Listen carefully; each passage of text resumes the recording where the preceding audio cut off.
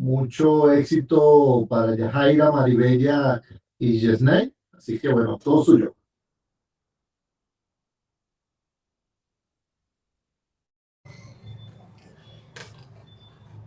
Buenas noches, profesor. Buenas noches, compañeros. La ponencia del día de hoy será realizada por Yajaira Lovelo, Chesnay Borges y mi persona Maribella Balbi.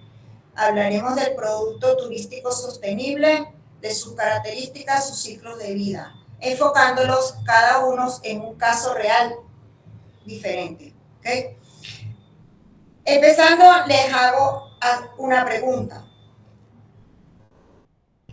¿Es posible diseñar un producto turístico que genere rentabilidad económica, dignifique a la comunidad receptora y regenere el ecosistema que lo sustenta simultáneamente?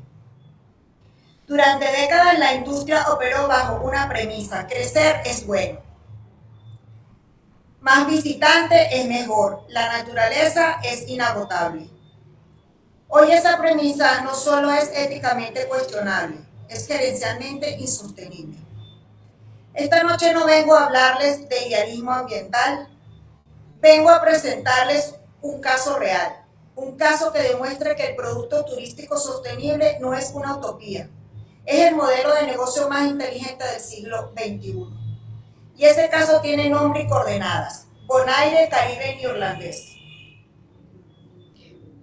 Permítanme empezar con lo básico. ¿Qué es realmente un producto sostenible? Si buscan en Google, encontrarán definiciones muy bonitas, como la capital natural, equidad intergeneracional, etc. Déjenme darles una definición operativa extraída directamente de lo que Bonaire hizo. Un producto turístico sostenible es aquel donde la conservación del recurso no es un costo, sino el activo principal del balance general del destino. Eso es Bonaire. No vende habitaciones de hotel, no vende playas, vende la salud de un ecosistema. Piénselo. Una isla de apenas 288 kilómetros cuadrados, 22.000 habitantes. Su producto central es el buceo en un arrecife del coral vivo, vibrante, accesible desde la orilla, algo prácticamente único en el Caribe. ¿Por qué es único? Porque mientras el Caribe entero veía sus corales blanquearse y morir, Bonaire los protegió.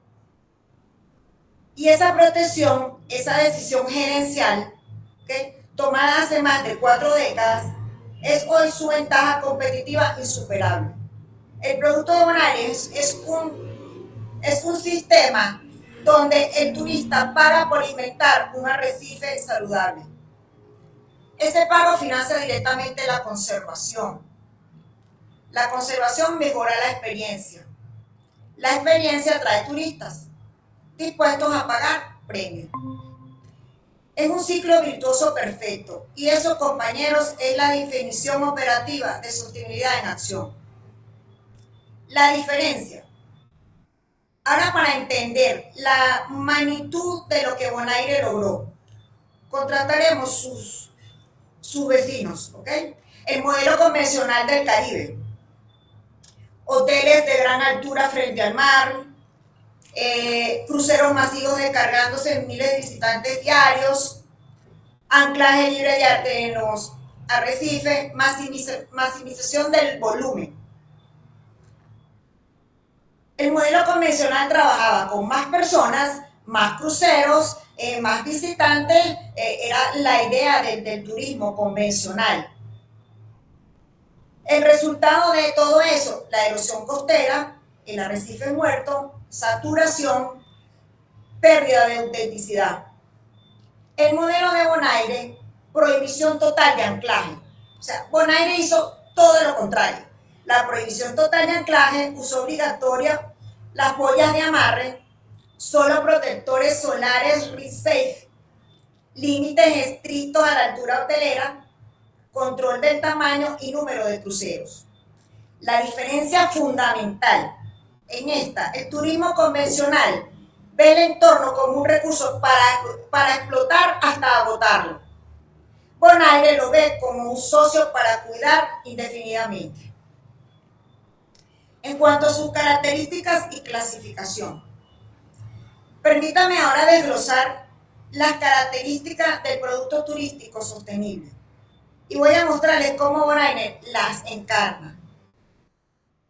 Primero, la autenticidad verificable. ¿Okay? Bonaire no te vende una experiencia fabricada. No hay delfinarios, no hay parques temáticos. Te vende la realidad de un ecosistema marino convencional y excepcional. Más de 350 especies de peces, tortugas en su hábitat natural. Eso no se replica artificialmente. Segundo, componente educativo. Todo buzo llega a Bonaire debe completar una orientación ambiental antes de su primera inmersión. Cuando el turista llega a lo que es Bonaire, se les da unas charlas antes de cómo debe ser el tratamiento, lo que es el ecosistema y cómo debería de ser el comportamiento ante esas áreas. Tercero, la operación dentro de los límites. El 100% de las aguas que rodean la isla están protegidas por más de 6.700 acres de arrecife. Manglares y ecosistemas marinos se operan dentro de los límites geofísicos. El cuarto, arquitectura financiera redistribuida. Y aquí, compañeros, está la genialidad gerencial. Bonaire y su modelo.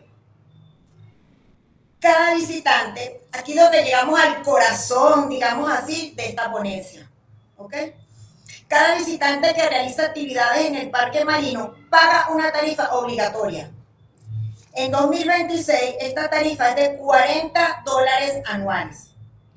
Adicionalmente, existe un visitor street tax de $75 por personas por visita.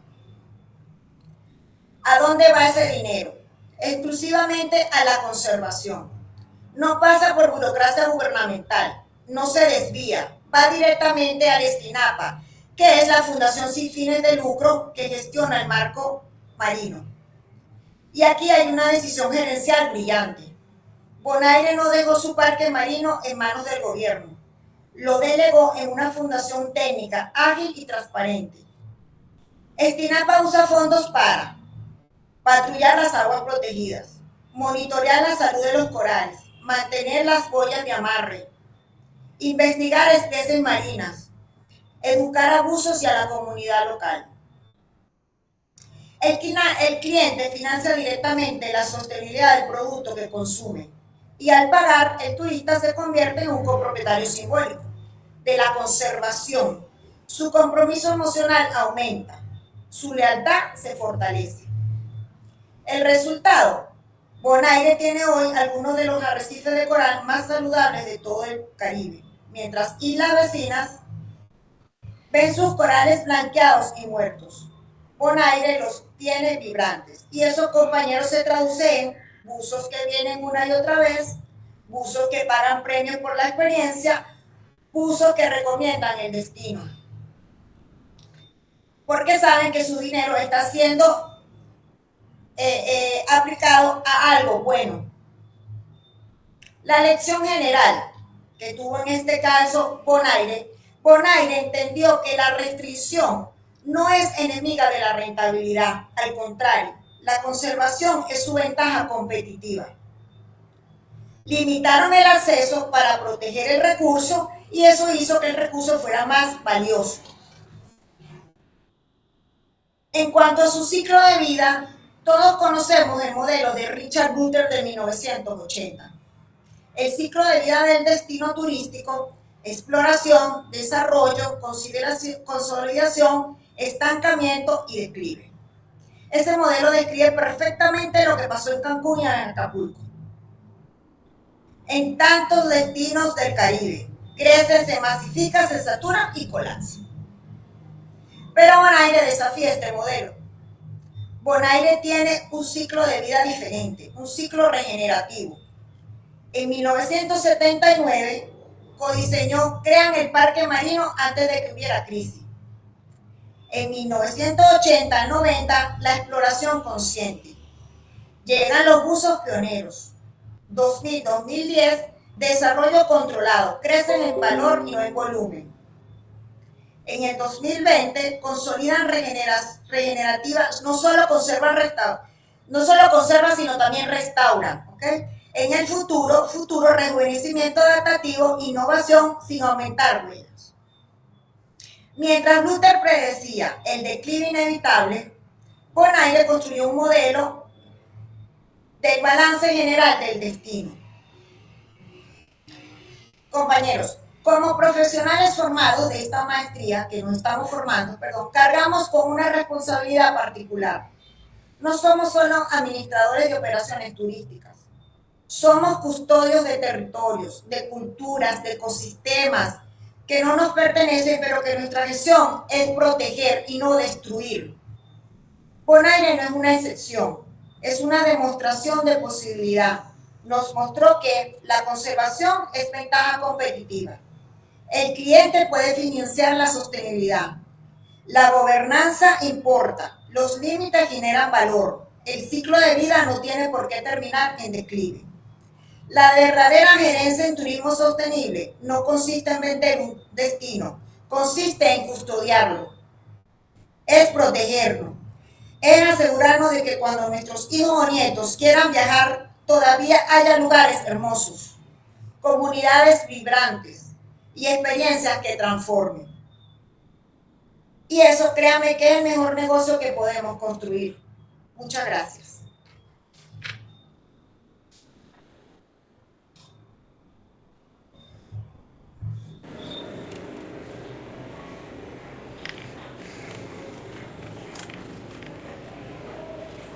Buenas noches. Yo les voy a hablar un poco sobre... Buenas noches. Continuamos, profesor. Sobre el ciclo de vida del producto turístico sostenible, un análisis gerencial, adaptación del modelo de Buchler. Pero antes, le quiero decir que en términos gerenciales, Weaver y London señalan que el producto de turismo sostenible debe ser concebido bajo un enfoque sistémico. Debe satisfacer las necesidades del visitante actual y de la región del destino, protegiendo e incrementando la oportunidad para el futuro. El ciclo de vida del producto sostenible, como es una adaptación del modelo de Buchler. Este ciclo de vida, según el modelo de Buchler, asume que los destinos y productos inevitablemente crecen, se saturan y mueren. Es decir, que según Buchler, él dice que el ciclo de vida de los productos llega a un momento en que llegan hasta el fondo. Pero acá vamos a cambiar lo que es este ciclo de vida según estos otros autores y la Organización Mundial del Turismo. Sostiene que la gerencia sostenible tiene fuentes, en el 2018, él sostiene que la gerencia tiene como objeto estratégico romper esa curva tradicional, transformando ese ciclo de vida en una meseta de estabilidad o en un proceso de rejuvenecimiento continuo. Es decir, que el ciclo de vida tradicional, que tenemos lo que es la introducción, el crecimiento, la madurez y el declive, como lo dice Buchler. Acá vamos a cambiar esa teoría de Buchler por la teoría de fuentes de la Organización Mundial de Turismo, de Buchler y Langdon, de 2014. Cuando hablamos, voy a hacer como un pequeño concepto, pero así muy ligero, para entrar realmente en lo que es el producto del ciclo de vida, ¿no? De un caso que traje a colación para explicarlo. Entonces, tenemos estas 4 fases que ya mencioné anteriormente, que son la introducción, por acá, déjenme buscarla por acá, la introducción, que es la exploración e implicación. Esto es cuando llegan los primeros viajeros, la comunidad local se involucra planifican y miden y ponen lo que es esa línea base de cuánta agua o cuánta fauna o cuánta flora hay. Aquí estamos hablando de lo que es la introducción, un pequeño concepto. Cuando hablamos de lo que es el crecimiento, que es el desarrollo, es cuando el negocio despega, llegan inversores externos, el éxito no es duplicar el turista, es duplicar el beneficio con los mismos turistas que tenemos para aplicar lo que es esa capacidad de carga. Eso es cuando estamos hablando del crecimiento, que es el desarrollo de un producto. Luego pasamos a lo que es la madurez, la consolidación o la estabilización del producto. Cuando hablamos de lo que es la madurez, decimos que aquí es donde está el truco. ¿Por qué? Porque el mercado ya te conoce. Entonces, el turista masivo, aquí es cuando comienza la saturación. Entrar en equilibrio, reinvertir las ganancias en conservación y bienestar social para que el destino no envejezca. Luego pasamos a lo que es el escenario del declive versus el rejuvenecimiento, que esto lo vamos a ver, vuelvo y repito nuevamente, en el caso que traje para explicarlo. Luego tenemos lo que son los tres pilares. Estoy dando un breve concepto de lo que es el ciclo de vida para entrar en el producto, en el caso concreto que les traje. Luego viene lo que son los tres pilares que sujetan todo, que es las sinergias estratégicas. Entre ellas tenemos lo que es la participación comunitaria, la participación comunitaria, la autenticidad y bueno, voy a explicar primero lo que es la participación comunitaria. En la participación comunitaria, que es la comunidad, como decir la gobernanza, no puede ser solo la mano de obra barata, ¿verdad? Debe ser socia y dueña. Si ellos no ganan, el producto muere automáticamente. Cuando pasamos a la conservación de los recursos, esto es como son el capital conceptual del producto, ¿verdad? Estamos diciendo que estamos hablando de que los recursos naturales y los recursos culturales son ese capital conceptual del producto. La sostenibilidad los trata como activos no renovables. Se genera el valor a través de su contemplación, el respeto y no de su consumo o desgaste. Luego viene lo que es la participación comunitaria, que es muy importante acá en estos pilares. Esta es como decir la piedra angular. ¿Por qué? La Organización Mundial de Turismo recalca que no existe un producto turístico sostenible si la comunidad local es un mero espectador o mano de obra barata. Es decir, que se deben ser socios legítimos tomadores de decisiones, es decir, con una gobernanza y los primeros beneficiados económicos del producto. Eso, aquí estamos hablando aquí esto lo explicamos como la teoría que sostiene tanto la Organización Mundial del Turismo, Weber y Longton, que son los que establecen esta teoría. Ahora bien, pasamos entonces, ahora sí, vamos a hablar del caso de Capagui. Vamos a hablar del producto del caso de Capagui. Ya un segundito.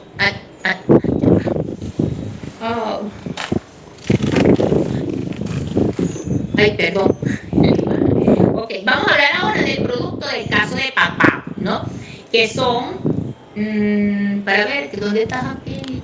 Ay, profe, yo aquí yo no veo muy bien. Caso real de evidencia de Capagui. Está lloviznando por acá, profesor, disculpe. Ok, en el caso de Capagui, voy a hablarles un poco sobre cómo es esa fase de introducción, la fase de crecimiento controlada y la fase de resiliencia y de renovación. En la fase de introducción, Capagui fue un caso que se generó en el año 1990. Un empresario hizo como un convenio con esta comunidad indígena y él quería como comprar las tierras. Estas personas de la comunidad indígena le dijeron a este empresario que ellos no podían vender sus tierras porque esas tierras pertenecían a sus ancestros. Entonces, ¿qué le propusieron estos indígenas a este empresario? Le dijeron, mira, te podemos dejar trabajar las tierras si firmamos un contrato o un convenio donde hacemos ese contrato, valga la redundancia, ese convenio, donde firmamos durante 15 años, tú te vas a lucrar de esas tierras durante 15 años, pero después de pasados 15 años no las vas a devolver. Pero en este convenio hubo como varias pautas, ¿no? Una de ellas era que se preparara a la comunidad indígena para que ellos luego pudieran hacerse cargo de este centro turístico. Entonces, este empresario invierte $2 millones aproximadamente y en el año 1996 se abre este centro turístico Capagüe. Entonces comienza lo que es esa fase de introducción en este año 1996. El Loye abre sus puertas en el año 1996. La gestión, comercialización inicia, pero el 80% de la mano de obra de este centro Capagüe Lodging era mano de obra operativa local, es decir, acá estaban involucrados los indígenas, porque ese era el convenio que habían quedado con este empresario. El éxito, inicia ese proceso intensivo de capacidad en finanzas, hotelería e idiomas para esta comunidad indígena. Aquí estamos hablando de lo que es la fase de introducción, que comienza en el año 1996. Luego viene la fase de crecimiento en este producto. ¿Cuál es esa fase de crecimiento? El producto se posiciona en el nicho internacional de lujo ecológico, aplicando corresponsabilidad de fuentes. El crecimiento volumétrico se detiene deliberadamente, respetando la capacidad de carga del lobby. El éxito no se mide por transición de los nativos hacia puestos administrativos.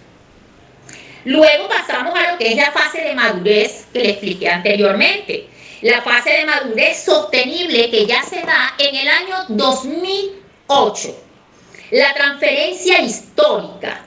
Es decir, al cumplirse los 15 años, como habían pactado en este contrato, la operadora privada se retira y nace la empresa comunitaria Capagüe Ecology Sociedad Anónima, controlada el 100% por la Federación Indígena. Es decir, la madurez rompe automáticamente la curva del declive de Buckler y se estabiliza de forma autónoma, porque los dueños del recurso son operadores del producto, es decir, los indígenas se hacen el 100% operadores de este centro turístico y son ellos quienes van a manejar, por supuesto, el negocio. Pero ahora viene lo que llamamos la fase de resiliencia, que es la fase de renovación que se da en el año 2015. El presente, como se dice, los actuar asumen la comercialización internacional en la selva profunda y transicionan el hotel en sistemas integrales de energía solar. ¿Para qué? Para mantener su estatus ecoeficiente. ¿Cuál es el truco gerencial de Capagüe? ¿Por qué funciona este caso específico? Bueno, vamos a hacer ahora ese engranaje de lo que es las sinergias en Capagüe, que fue lo que expliqué anteriormente, lo que es la participación comunitaria, la conservación de recursos y la autenticidad. Y lo vamos a enfocar a engranar ahora en lo que es el caso Capagüe. La participación comunitaria es como un motor de gobernanza, es decir, cumpliendo el manual de la Organización Mundial del Turismo, las unidades netas del producto no van a inversores externos. Se dividen bajo un sistema transparente, una parte se reinvierte en el hotel y otra va a salarios directos y un porcentaje sustancial financia un fondo común para la salud y la educación de todas estas comunidades achuar. Es decir, una parte va a toda la comunidad indígena. Ahora bien, cuando hablamos de lo que es la conservación de los recursos como salvaguarda de capital, al ser los achuar los propietarios del negocio, el beneficio económico del ecosistema actúa como un incentivo, es decir, un incentivo financiero que les conviene prohibir lo que es la tala y la petrolera en sus tierras. ¿Por qué? Porque obviamente pues el bosque a ellos les conviene que esté intacto porque les da mucho más dinero que un bosque talado. La conservación se vuelve el negocio más rentable de toda la zona de Achuar.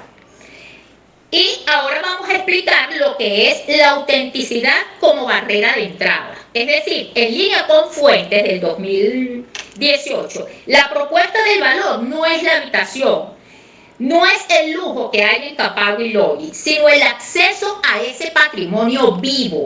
Las guías son miembros de la comunidad y comparten ese conocimiento científico empírico. ¿Por qué? ¿Quién mejor que la comunidad de Achuar para hacer un paseo en todo ese centro turístico si ellos, como dice, empíricamente conocen la zona porque son de ahí, son personas que son nativos de ahí, nacieron, crecieron y viven ahí en la zona y conocen toda su zona, como decir, toda la parte indígena. Y tal como viven el día a día, o sea, ellos lo explican porque eso es parte de su vivencia, ellos nacieron ahí. Esta es lo que se dice la autenticidad pura, no puede ser copiada por las grandes cadenas internacionales. Eso es un lujo que ninguna cadena internacional puede copiar o vender. Capagua nos demuestra que el turismo no tiene por qué terminar en ruina. Si desde el diseño inicial pensamos en entregar el negocio a los locales, la madurez del producto se vuelve eterna. Cuando la comunidad es dueña, protege su cultura y su naturaleza, porque esa es su única fuente de ingreso. Esto no es un cuento de hadas, es la estrategia corporativa más resiliente y longeva para el futuro, el turista del siglo XXI. La sostenibilidad fuerte no es un gasto, es la única inversión que garantiza que el negocio siga abierto dentro de esos 50 años y mucho más. Bueno, profesor, puedo decirles que este ha sido mi humilde ponencia. Me encantó este tema porque solo ver que estas personas indígenas lograron hacer este contrato yo me imagino que claro, pasaron 15 años para que obviamente se diera esta negociación, para que pasara el 100% de ese gran centro turístico tan hermoso como lo pueden observar en las láminas, un centro turístico espectacular, tiene un bosque magnífico y tiene mejor, como lo dije anteriormente, que esta comunidad de Achuar, que para explicar, para hacer lo que es el recorrido, porque ellos empíricamente, pues ellos conocen la zona. Gracias a todos y bueno, espero sus preguntas, si tienen alguna duda, si quieren preguntar cualquier cosa al profesor, los compañeros, estoy pues atenta a escucharlos.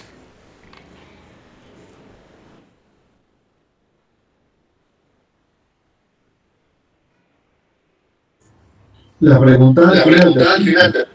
Ok, entonces le damos el pase a nuestra amiga Chesnay. Buenas noches,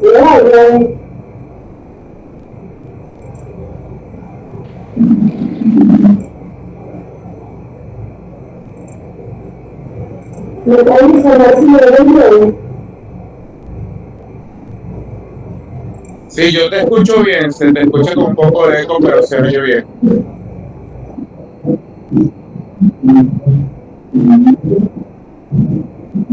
Ok, déjame. Ahora,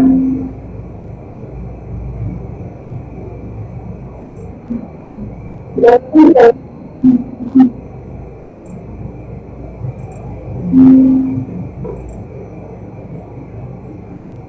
No. No, solamente voy a hacer un momento de verdad, me voy a conectar por el teléfono, un momentico.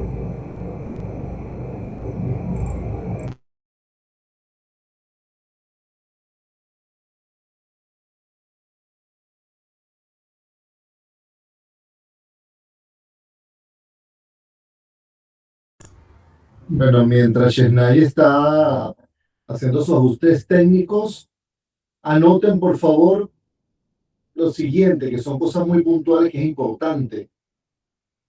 La Listo. primera, listo, lo primero a resolver.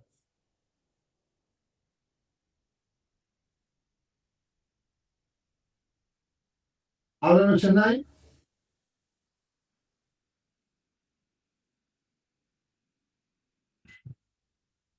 Que si ven bien la presentación. Sí, Ya, que tengo que.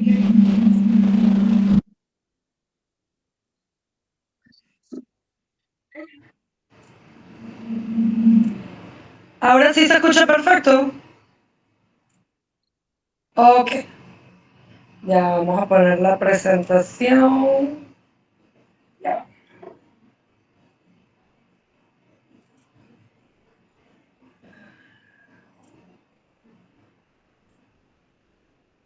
Ok.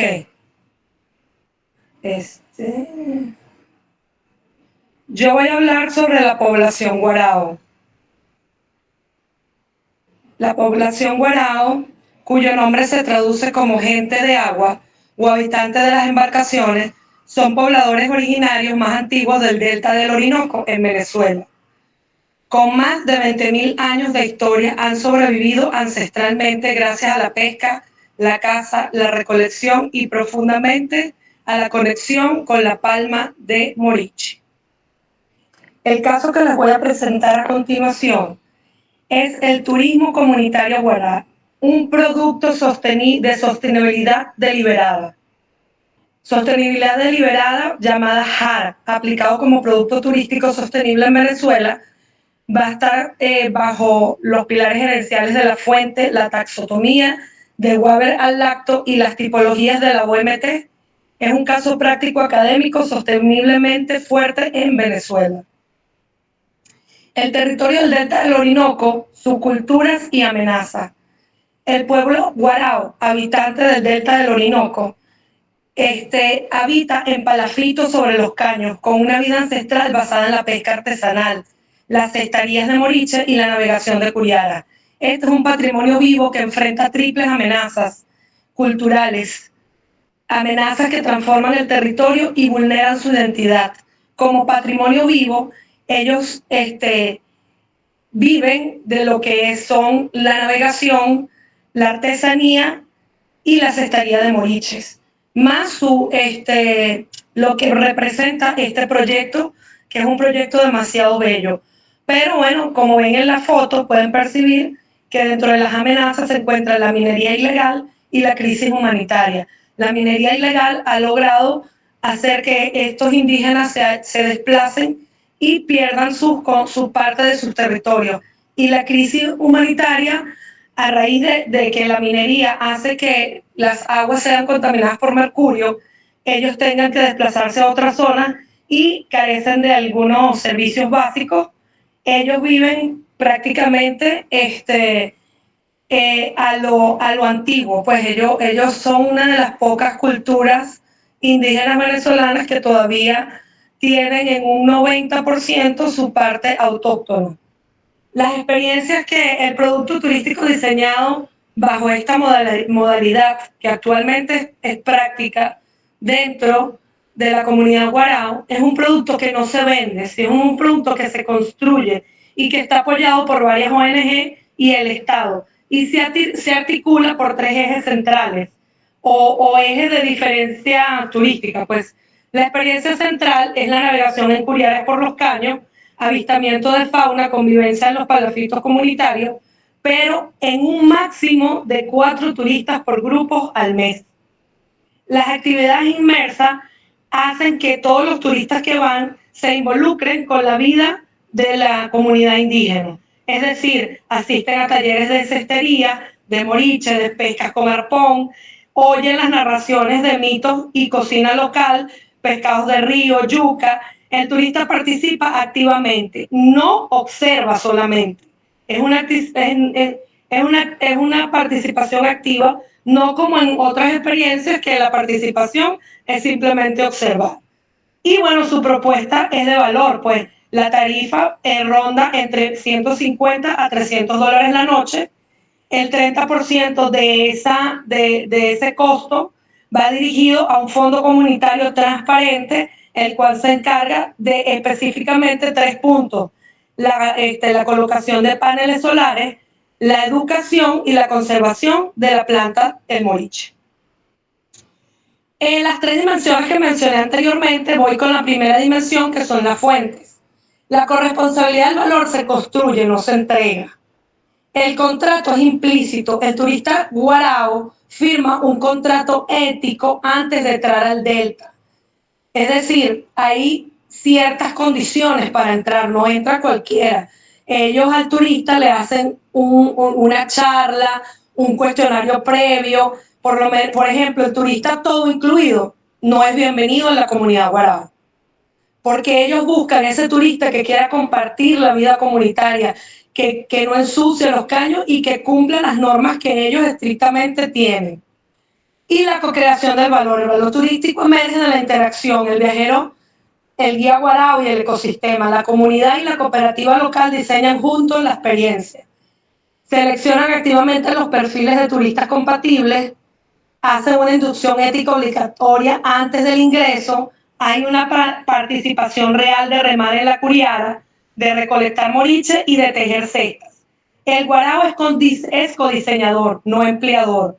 Ellos no les gusta que lo vean como un zoológico, pues, porque cuando los tratan como tratan al resto de las comunidades indígenas que solo van a visitarles y quieren ir la foto, y estos rompen el paradigma de ellos, rompen su cultura. Y ellos, los ancianos guaraos, tratan de conservar estrictamente esa parte. En la dimensión 2, la fuente, la sensibilidad ética, el viaje como herramienta de justicia. El guarao no compite por precio, es caro, es muy caro, es más caro que un paseo de lancha convencional. Sí, pero sí por los valores. La tarifa, que ronda de 150 a 300 por noche, fideliza a un nicho internacional dispuesto a pagar por el impacto real, basado en 3 grandes fuentes. La justicia social distributiva. La tarifa incluye un porcentaje directo para las familias anfitrionas. No solo el operador turístico es el que se queda con el dinero. El parte de ese dinero permanece en el territorio, como dije anteriormente, para la educación, la compra de paneles solares y la conservación de las plantas de... se me fue el nombre de la planta. Bueno, la compensación ética transparente. El visitante sabe que su viaje financia paneles y conserva las palmas de Morich, amenazadas por la tala ilegal y la minería. Y la educación intercultural profunda. En estos talleres sobre la cosmovisión, el guarao, los espíritus del agua, el respeto a las tortugas arraú, transforman al turista en un aliado del ecosistema déltico. Y la dimensión 3 de la fuente es el monitoreo constante. Lo que no se mide no se gerencia. La Fundación Amigos del Delta y el Consejo Comunal Guarao gestionan un tablero de control con CAPEX adaptados a la precariedad del contexto. Las asambleas semanales permiten rediseñar los itinerarios reales. Un ejemplo de esto es lo que pasa actualmente. 20% de turistas al mes, un 30% reinvertido en la comunidad, un 0 índice de irritación logrado en 2023 gracias a las asambleas semanales de la comunidad, y 4 turistas por grupo, que es el límite estricto por guía, para no alterar la vida silvestre y la dinámica de las comunidades. Según la clasificación de Warren and Lacton, la sostenibilidad hard versus la sostenibilidad light. Hay dos modelos en Venezuela.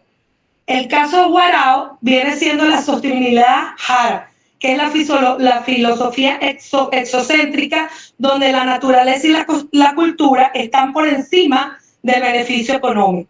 4 turistas por grupo, sin electricidad las 24 horas, el menú es 100% local, el límite ecológico es sagrado, es inamovible y el turista debe adaptarse a los hábitos del territorio. La sostenibilidad light, la comparación la hice con un hotel en Margarita. La ecoeficiencia sin transformación estructural. Instala paneles solares, reduce el plástico, pero mantiene el modelo masivo. 200 habitaciones al día con aire acondicionado, piscinas cloradas. El turista no modifica sus hábitos de consumo. El greenwashing parcial mejora la imagen, pero no la estructura. No hay un monitoreo de impacto en la cultura margariteña. Es decir, Venezuela convive con ambos modelos. El turista Guarao demuestra que la sostenibilidad fuerte es viable y el hotel en Margarita es necesario para el mercado masivo, pero no salva los ecosistemas frágiles. La tripología OMT. La OMT dice que el producto híbrido es un producto que, por lo menos en el caso del Guarao, encaja en tres tripologías integradas, que son las siguientes. 1, el ecoturismo. En el ecoturismo vemos como navegación por caños, avistamiento de delfines, de tortugas arrau, senderismo en bosque de moriche con guías naturalistas certificados. Son guías especialmente de la comunidad Guarao. Luego tenemos el turismo rural e histórico, cultural, donde hay alojamientos en palafito, hay talleres de artesanía de moriche, hay pescas de arpón, hay narración de mitos decidida por los ancianos, porque ellos tienen una particularidad. Ellos escogen ciertas enseñanzas y mitos, van dirigidos a los turistas y otros son específicos de la población de ellos. Y el turismo de voluntariado científico, siembras de manglares, censo de aves migratorias. Actualmente hay una alianza con las universidades, con la Central y la UDO. Hay monitoreo permanente de la Fundación Tortugas, porque parte de la comunidad Guarao hay bastante tortugas dentro del hábitat de lo que es la comunidad. Las recomendaciones para otro destino vistas desde los principios del modelo Guarao. Lo hice en comparación a tres grandes, la parte costera y la parte andina. Por ejemplo, en el caso de Chirimena, Estado Miranda, el turismo pesquero artesanal, con una capacidad de carga controlada, los visitantes participarían en faenas de pesca, el 25% de las tarifas financiaría la limpieza de las playas y la educación local. Una recomendación para el Parque Nacional Morrocoy sería implementar cuotas diarias de visitantes por callo, que existan guías comunitarios certificados y un fondo de restauración de manglares financiados por cada entrada. Y para los Andes venezolanos, en el caso de las rutas de agroturismo con trazabilidad de impacto, tendría que haber una medición de huella de carbono, proveedores 100% locales y asambleas trimestrales para evaluar el índice de habitación comunitaria.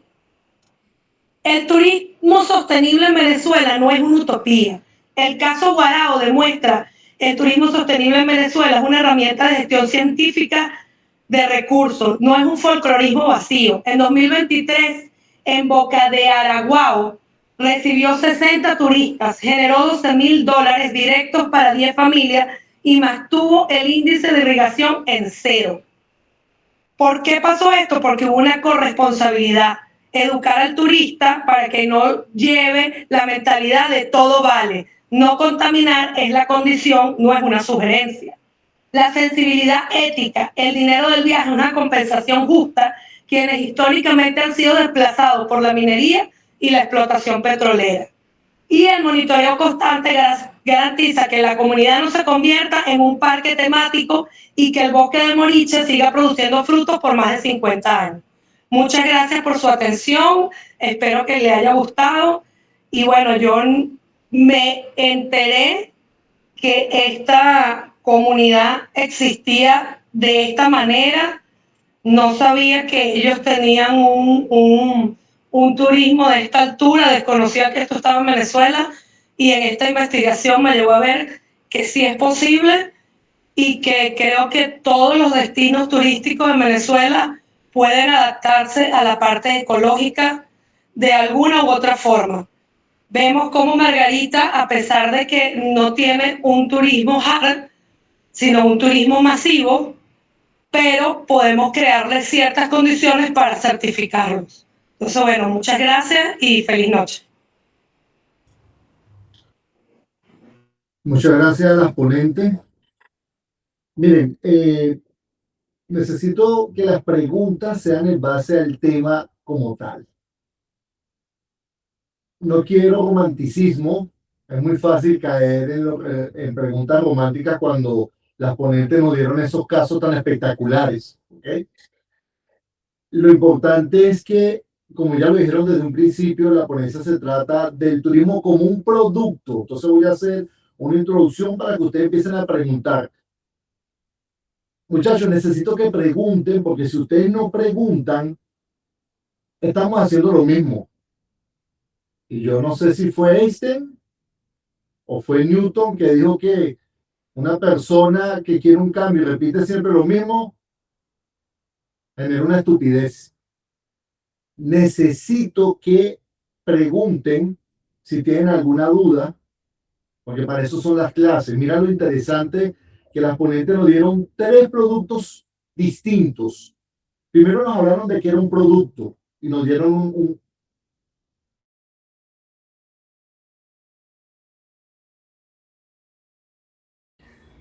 No se escucha, profesor. Listo, ahí voy. Gracias. Eso, necesito que en este momento, ¿sí? No caigamos en romanticismos, porque es muy fácil caer en romanticismo cuando nos enamoramos de los 3 casos, porque fueron casos muy bien investigados, ¿ok? Casos muy particulares y peculiares para nosotros conocer distintas maneras de productos turísticos. Ellas lo dijeron muy bien, estamos hablando del tema de la ponencia de hoy de productos, sus características y ese ciclo de vida. Y un producto es lo que ustedes ven, hay productos que tienen masa, peso, volumen y hay productos que no tienen masa, peso y volumen y lo tenemos que promocionar. Entonces necesito que pregunten porque yo no sé si fue Einstein o fue Newton, no me acuerdo ahorita, que dijo que si usted quiere un cambio repitiendo lo mismo, lo que genera es una estupidez. Si usted quiere un cambio, tiene que hacer algo totalmente distinto. Y desgraciadamente los productos turísticos o la promoción o el turismo sostenible es aquel que no sigue los caminos tradicionales, como se están dando cuenta con esos 3 casos. Quiero hacer algo puntual y necesito que lo anoten donde quieran, en la computadora, en su cuaderno, no sé. Pero son cosas puntuales porque la idea de esta asignatura es que ustedes cambien su perspectiva de ver el turismo.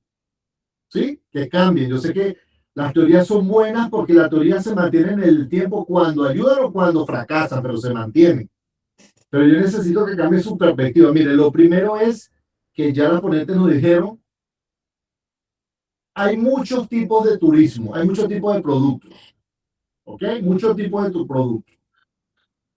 De hecho, existe el producto tangible, que lo ve el turista, que lo ve el cliente, el que tiene masa, peso, volumen.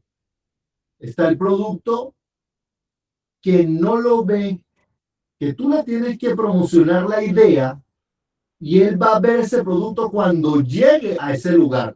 Ahora mira lo extraordinario que es que tú le vendas la idea, la promoción de un producto que la persona no ve, no siente, no lo toca, no tiene todas las percepciones allí y tiene que creer en una persona que venda algo a través de fotos, a través de video y cuando ella llega allá es que va a ver si valió o no valió la pena pagar ese producto. Y el otro producto es totalmente intangible, que es el producto en base no al resultado, sino al proceso, que sería el último caso de la tribu que nos están hablando, Guarao, que es la experiencia. Es la experiencia y es, cuando llaman turismo hard, turismo difícil, yo le diría turismo específico. Miren, no todos los productos son para todas las personas. Y eso tenemos que tener bien claro. Entonces, lo primero que tengo que tener bien claro es saber qué es un producto, saber cuáles son los tipos y saber cuál es el producto que yo voy a promocionar o yo voy a crear. Eso es lo primero. Si yo no conozco mi producto, no lo voy a saber promocionar o vender. Y como todo producto tiene un ciclo de vida, muy buena utilización de la teoría, porque la teoría nos dice, Leighton nos dice es que sí, es cíclico, pero al final tiene dos opciones, o declina o renace, o como utilizó, que la noté muy interesante, que utilizó la palabra se me fue, resiliencia. Me gustó esa palabra porque o cae, porque el ciclo viene con introducción, el ciclo viene con crecimiento, el ciclo viene con inversión, con madurez, pero en esa madurez donde se tiene que colocar la inversión del producto es fundamental. Acuérdense de eso clarísimo, anótenlo con un diagrama. La introducción es cuando tú empiezas el proyecto del producto de turismo, crearlo. El crecimiento cuando tú empiezas a ver cuáles son los socios colaborativos, gubernamentales, no gubernamentales, para que ese producto se dé. Y la madurez es la inversión. La madurez es cuando tú vas a colocar el billete, el dinero, buscar el inversionista. ¿Será el Estado? ¿Será la comunidad? No toda inversión tiene que ver con dinero, la inversión tiene que ver con tiempo, la inversión tiene que ver con capacitación. Pero tú llegas a esa madurez dependiendo si el primero y el segundo ciclo, que fue el introductorio o el crecimiento, se da. Y si haces una buena decisión en esa madurez, o es sostenible por el tiempo, o resiliente, o cae el declive. Todo producto es así. De hecho, nosotros nacemos siendo un producto. Qué fuerte, ¿no? Nosotros somos un producto. Y como producto, por eso es que el teórico lo llama ciclo de vida, porque lo relaciona con el cuerpo humano. Nuestro cuerpo es un producto, ¿sí? Y a medida que de hecho el producto madura a los 30 años, el ser humano a los 30 años, de los 30 a 40, es un producto donde tú tienes que tomar las mejores decisiones de inversión en tu vida. Y ese producto va a empezar a caducar biológicamente, dice la antropología, a partir de los 65 años. Empieza a caducar la parte biológica y dependiendo a la toma de decisiones que tú tuviste como producto a los 30 años, vas al declive o la resiliencia o vas a generar otra cosa. Resalto eso porque es importante. Ahora, lleven lo que yo le acabo de decir a los casos que hicieron las ponentes, que fueron espectacular. El primer caso fue masivo, no voy a decir que para que pregunten, el primer caso fue masivo. ¡Wow! Aunque el producto tiene su particularidad en ese caso, vamos a ver si lo vieron. El segundo caso, sin palabras. La pregunta que yo me haría es, ¿por qué fue sostenible el segundo caso? Y el tercer caso, estamos hablando de un producto totalmente intangible.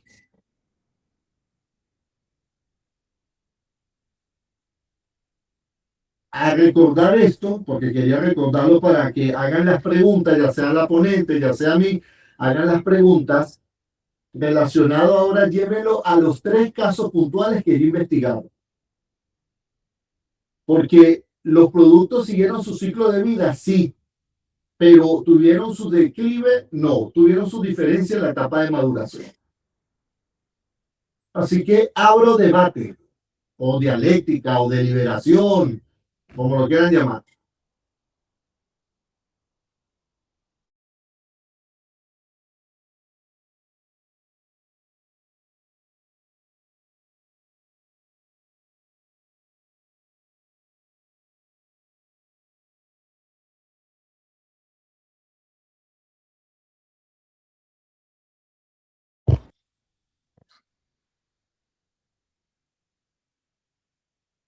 Cuando usted nos estaba explicando el tema del producto tangible, ¿ok? Me quedó muy claro. Luego hablamos del intangible, de lo que no se siente, de lo que no se ve hasta que el turista llega. Y el tercero es experiencia. El tercero, lo que de hecho ya lo dijo, el híbrido. El híbrido. El híbrido es, lo podemos llamar así, es un turismo, es un producto de híbrido donde primero es intangible. Bueno, primero un producto muy especial. Es como decir las huevas de pescado o el caviar. ¿Sí? Lo que han probado caviar, algunos dicen que es sabroso, otros dicen que es horrible, otros dicen que depende de la marca, otros dicen que depende del dinero, otros dicen que depende con la persona en el lugar. ¿Ok? El problema del producto de caviar es eso, es un producto híbrido, es la experiencia, el contexto lo determina, dónde, cuándo y cómo. Porque si tú me dices que yo conseguí un contrato de 300 millones de dólares y mientras me están diciendo esa noticia, estoy comiendo un caviar, me va a saber maravilloso. Entonces eso es el híbrido, ¿sí? El híbrido combinar ese, que es el de la experiencia cultural.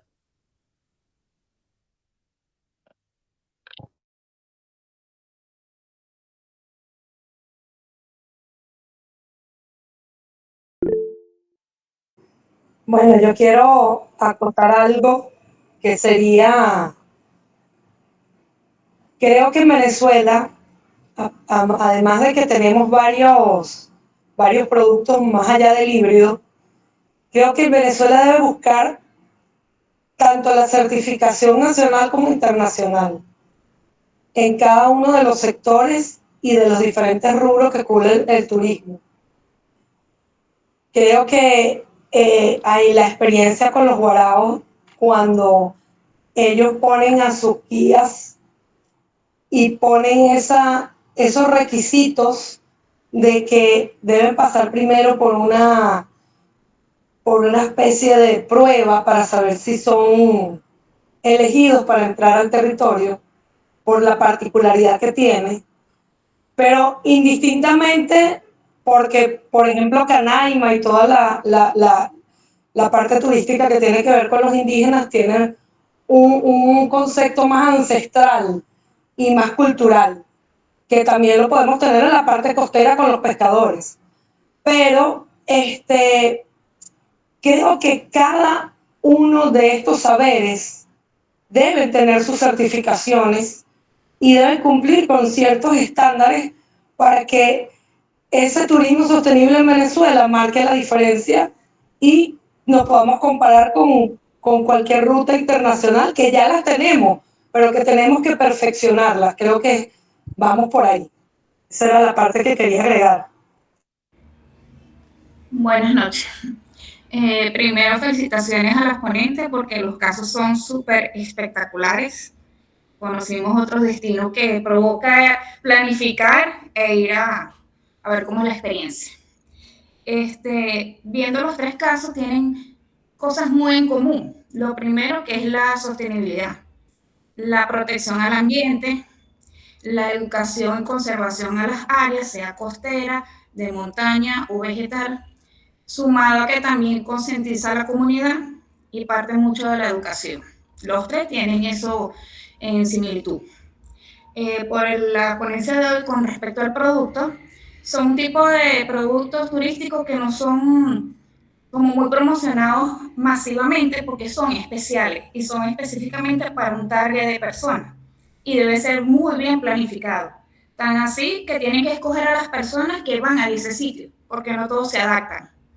Entonces, creo que quedaría de parte del Estado o dependiendo de las personas involucradas, ONG o operadores turísticos, que sea como más promocionado pero bien controlado, para que su ciclo de financieramente sea retribuido tanto a la comunidad como para obtener las certificaciones que tienen, porque eso es un proceso que se requiere mucha documentación y legislación también. Esa es parte de mi opinión. Gracias. Mira, lo importante, Rosmary, lo que acabas de decir que me vino inmediatamente, es que no nada más el Estado. Mira lo que pasó con Capawi. La gente hizo el negocio.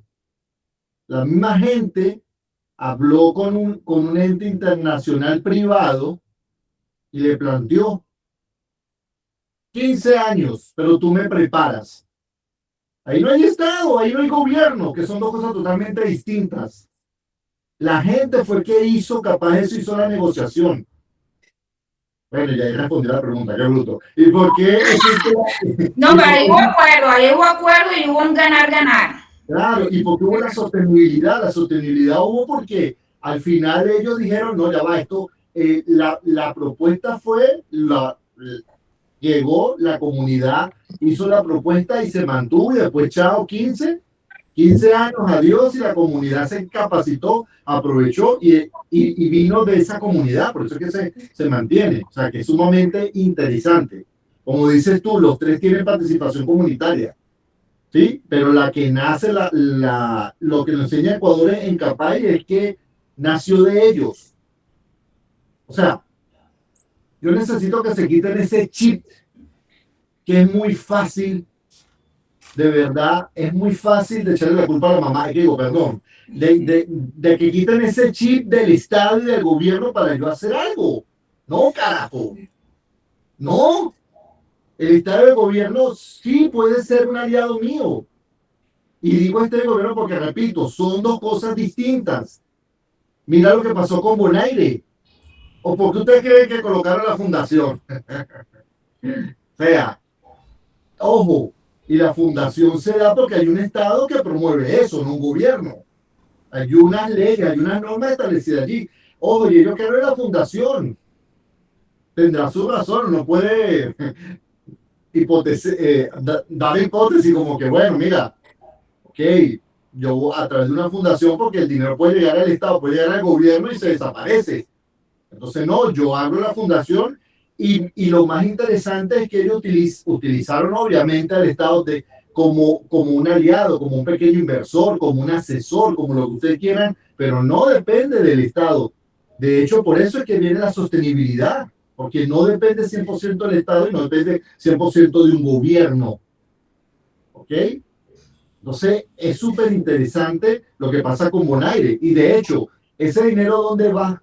Y ahí viene otro que se le tiene que explotar la cabeza. El producto no es la naturaleza. El producto ni siquiera es la experiencia de la naturaleza, de que ellos vivan ahí. El producto es las personas que la tienes que capacitar para que cuiden la naturaleza y para que estén pendientes de que las personas cuiden toda esa reserva natural. Ese es el producto. La gente que recibe al turista. Porque es muy fácil enamorar en Bonaire. Agarra, te coloca unos snorkel, te tira al agua y vas a ver corales y peces y te enamoraste. Entonces, a veces pensamos que los recursos, que el producto es la naturaleza. No, un producto se hace. Tú no plantaste Roraima. Tú no alimentaste a los peces que están ahí, tú no construiste el coral, pero sí, tú creaste un ecosistema, un ambiente de que la gente puede disfrutar sin maltratarlo. Y en el caso, el último de los Guarao, la experiencia, ¿cuál es? Miren, tiene el propio producto de cultura. Hacer del pueblo folclore. Grábense esto en la cabeza. Hacer del pueblo, y si ese hacer del pueblo pasa de la cuarta generación, lo puedes llamar cultura. Si no pasa de la cuarta generación, no, o sea, es que necesito que lo entiendan en lo básico para que lo puedan explicar en lo profundo. Es una buena frase. Yo no sé por qué no noto mi frase. Entonces, mira esto, es interesante. Si su tatarabuela cocinaba el pollo partiéndolo por la mitad para entrarlo en el horno, y su bisabuela aprendió a cocinarlo así y lo hizo, y su abuela lo sigue haciendo, y usted lo sigue haciendo, y su hija lo sigue haciendo, ya podemos llamar que usted tiene una cultura de cocinar pollo. Porque antes fue un hacer. Y lo que vende la tribu, se me va el nombre, Arao, es su estilo de vida, su modo de vida. ¿Qué producto más básico, más sencillo y más impactante? De hecho, yo puedo hacer eso si tengo los contactos, ¿sí? Y ojo, mira dónde salen productos turísticos que nadie sabe. Yo puedo hacer eso si tengo los contactos de hacer un turismo intracarcelario. Y yo le puedo hacer las experiencias 2 veces al mes a personas que quieran vivir la adrenalina, metiéndole a las cárceles venezolanas o a las cárceles colombianas, a las cárceles brasileñas. Es un producto muy específico que créame que la gente Lo paga. lo paga. Sí, lo hay, ya lo hay. Entonces, ahí está. En Sudáfrica te llevan a las casitas más pobres.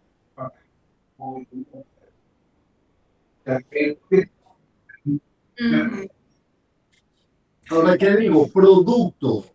Necesito y que vean el producto. Mira, le voy a hacer un producto macabro, que fue la guerra de Bosnia. Fue el producto más macabro.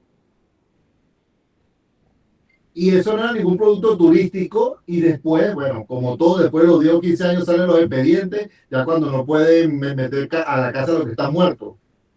Y en la guerra de Bosnia había un producto que era el safari humano. Que usted tranquilamente pagaba una cierta cantidad de dinero, llegaba lo llevaban a la guerra de Bosnia-Herzegovina, le daban un rifle, se vestía el uniforme y podía matar a cualquier humano que estaba por ahí porque había una guerra, menos a los soldados. Lo que yo quiero decir es que cuando usted ve un producto, no hay emocionalidad, es masa, peso y volumen. ¿Ok? Y la idea de ver ese producto con ese ciclo es que como ustedes que van a promocionar o que van a crear sus productos turísticos, ¿sí? Sepan y entiendan que en el ciclo la etapa más importante es el de la madurez, porque allí usted va a invertir. Ahora le paso ese dato a nivel, porque lo hablaron muy bien de la gestión de gerencia, por eso ustedes pueden ver mercadeo y ven gerencia. Uno ve la ganancia de su producto después de 4 años. Los japoneses y los chinos, en el ciclo de vida del producto, en la parte de maduración, invierten el dinero, más del 70% del dinero que están recibiendo de ese producto. Mínima expresión. En Colombia hubo una empresa de una señora que abrió una bodega. Y de lo que ganaba, como ella estaba pasando hambre, ¿verdad? De lo que ganaba, guardaba. Y empezaba a vender en la bodega. Era una bodega donde no había bodega porque era un barrio muy peligroso. Y la gente le compraba, no tenía competencia. El caso es que el dinero lo reinvirtió en la bodega. Y lo revendía en la bodega. Y lo revendía en la bodega. Y después de 4 años eso explotó y tenía 7 bodegas en los 7 barrios más peligrosos de Colombia, específicamente de Medellín. Ahora ustedes me dicen, pero profe, ¿y por qué resalta que eran los barrios más peligrosos de Medellín? Porque ese era su ecosistema, su eco, ahí venía el éxito. El éxito se dio en un barrio peligroso donde nadie entraba y había una bodega. Ella tenía que replicar ese ecosistema. ¿Me voy a entender? Y a veces en la etapa de maduración la gente no entiende, entonces crea la bodega en un barrio de clase medio, de clase alta, donde hay competencia y cae. Y fracasa el emprendimiento, fracasa la innovación, porque no vio la parte del producto de la parte del ecosistema y no es sostenibilidad. Porque ustedes creen que el que explicó Yesnay de Guarao, 4 o 5 y ya. Ellos no buscaban la masificación, porque ellos están conscientes que el centro turístico son ellos. Miren cómo la minería los desplazó, pero donde ellos vayan, es su estilo de vida que vende la experiencia. Inclusive, me atrevo a decir que sin ir para Fito, es su estilo de vida que llama a la gente a compartir con ellos. Por eso es que ellos no se masifican. Bonaire sí se masificó porque el ecosistema donde está grandísimo. ¿Ok? Y el otro que se masificó poco a poco, que fue el de Ecuador, Capagui, lo explicó bien la ponente al final, empezaron a proyectar con hoteles, ¿sí? Pero fue un crecimiento dentro de su zona. Entonces, esos puntos son muy, muy, muy importantes. Las personas que trabajan en estos momentos en zonas turísticas o que trabajan con el Estado, con el gobierno, tienen que ver más allá de lo que le presenta el producto, porque ahora estamos viendo qué es el producto y su alrededor, que es el ecosistema. ¿Sí? El ciclo de vida, para no declinar, tienes que tomar en cuenta el producto y tienes que tomar en cuenta el ecosistema que rodea ese producto. Mire, la señora fue exitosa, pero se le acabaron los barrios violentos. Y todavía existe. Y no necesita ser una marca o convertirse en una patente, ¿no? ¿Por qué? Porque sigue teniendo sus 7 bodegas, sus 7 barrios más peligrosos y se mantiene y vive tranquila, porque el ecosistema le permite vender su producto. ¿Por qué les digo esto y por qué esto tiene relación con la autenticidad y con la participación comunitaria?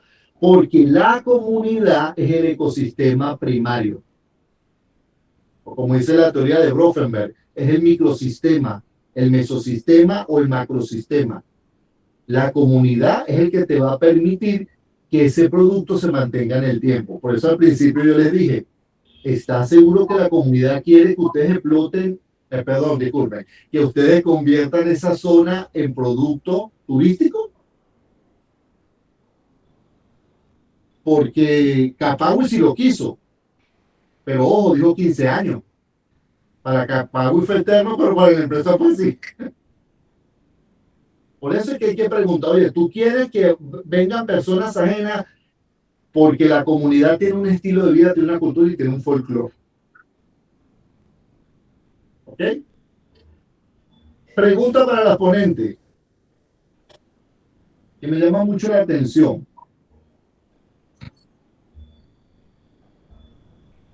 Maribella, en Bonaire, ¿dónde tú crees que surgió el crecimiento, que es la segunda etapa?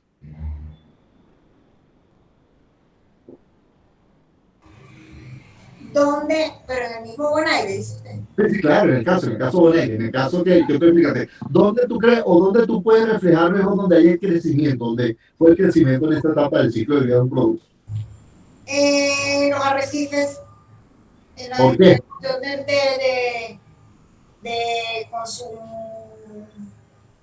por sus manglares, sus ecosistemas marines. ¿Y porque ellos se basaron en cuidar eso? Y que, como implementaron lo que es el Natural Fix, con eso ellos invirtieron ahí eso para su conservación. ¿Y cómo lo invirtieron?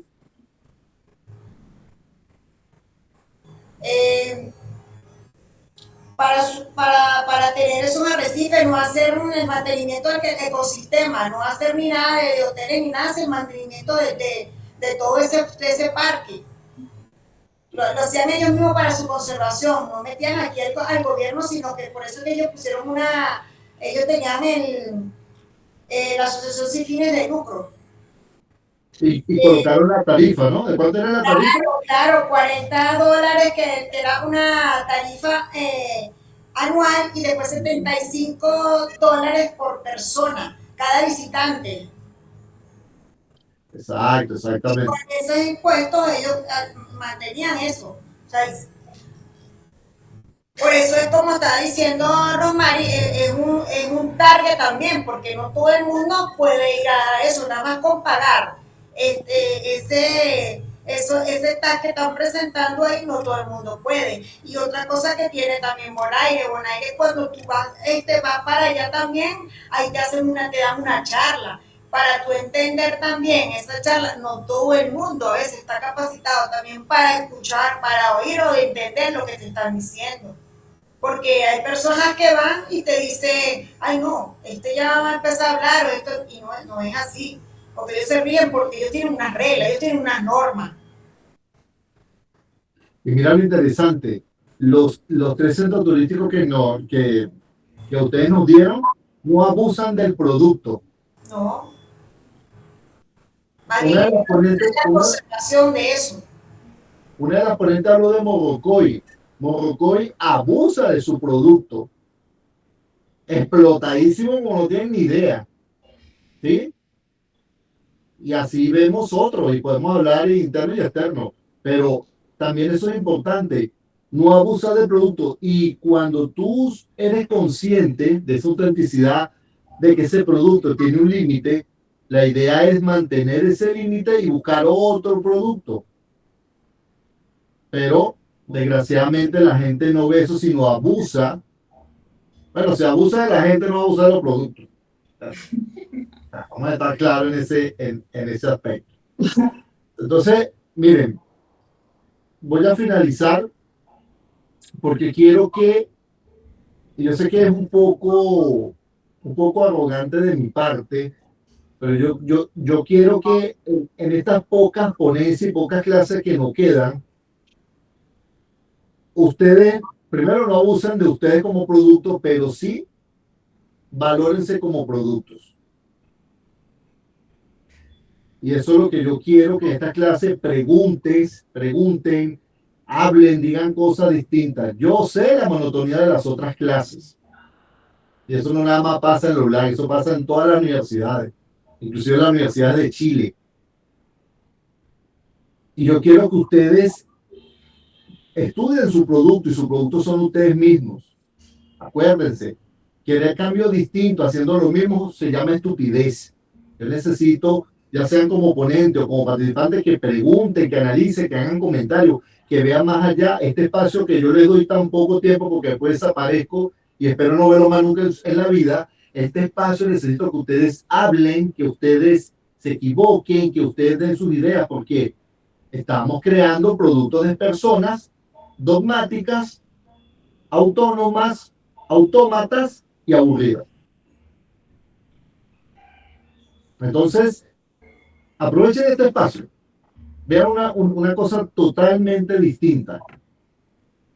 Espero y aspiro que lo poco que conversamos los apliquen en su trabajo, porque yo sé que la mayoría de una u otra manera están trabajando en turismo y me parece espectacular. ¿Ok?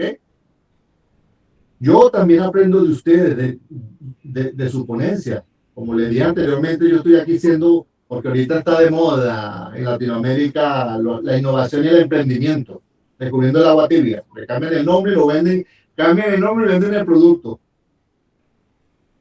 Y yo aprendo de ustedes, de su ponencia. Y aquí venden productos carísimos y ni siquiera lo hacen los chilenos, porque es la misma naturaleza.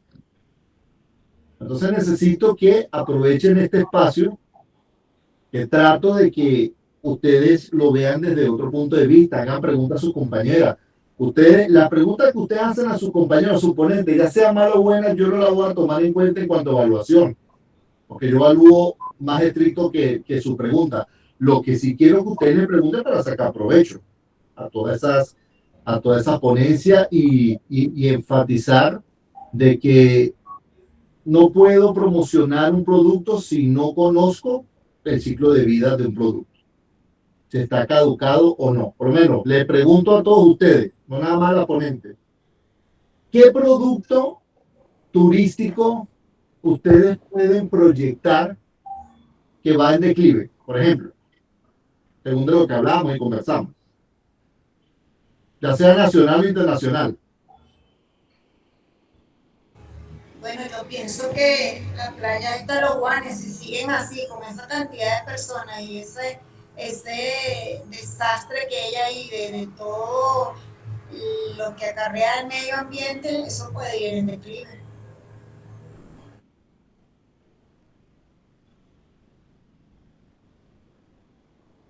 No se oye.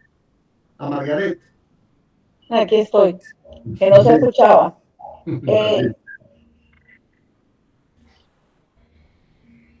No tocando Venezuela, pero yéndome al tema que está pasando en México con las pirámides.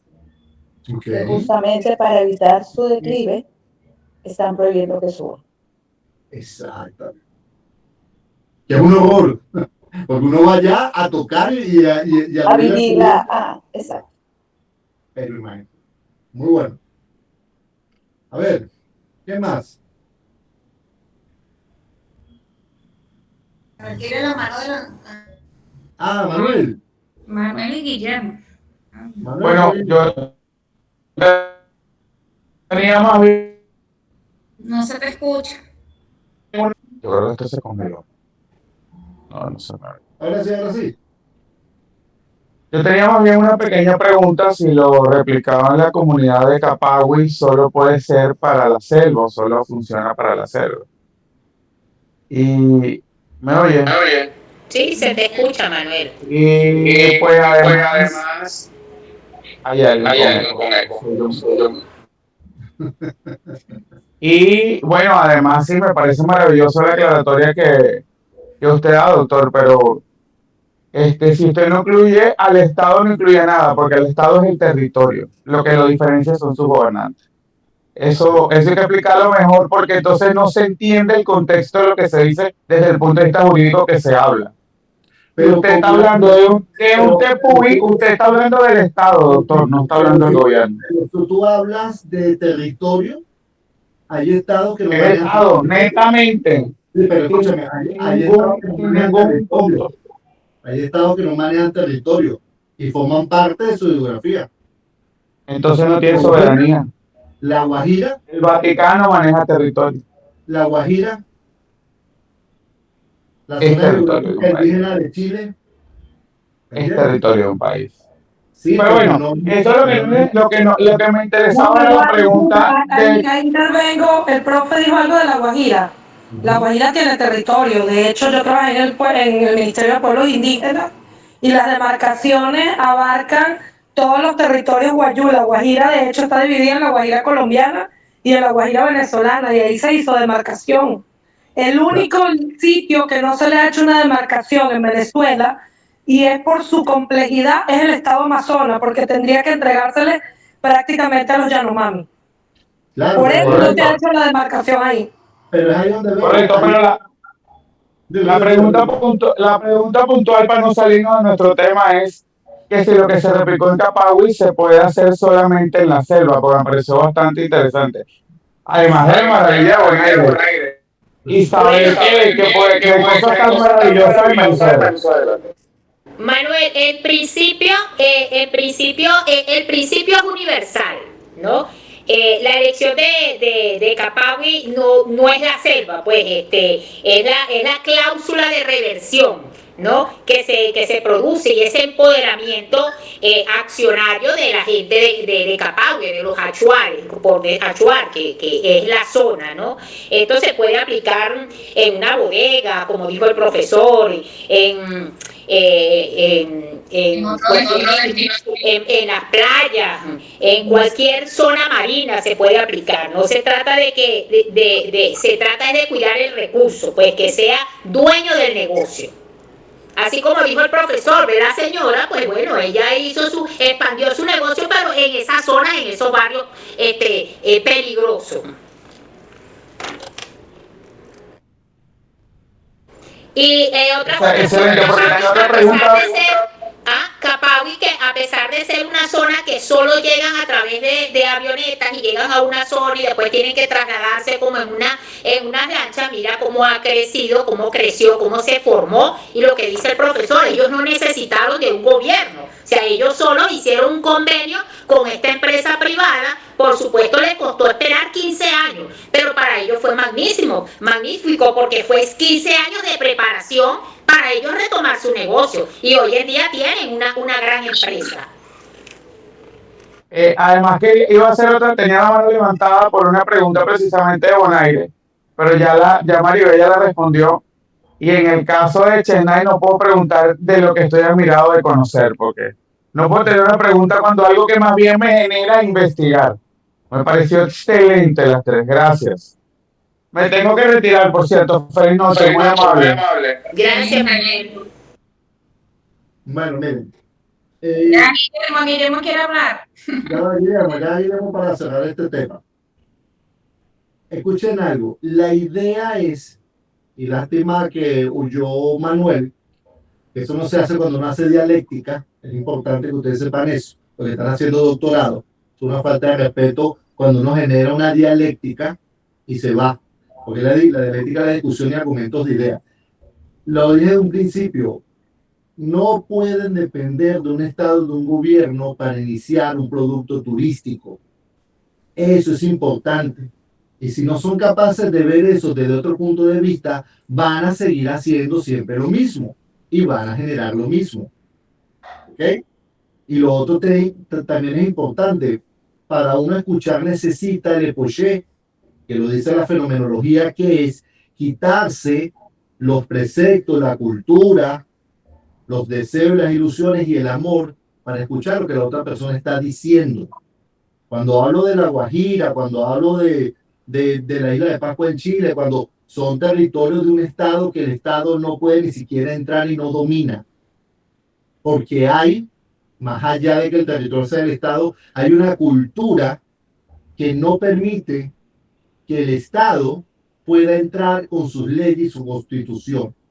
En el caso de La Guajira, muy bien lo dice Borges.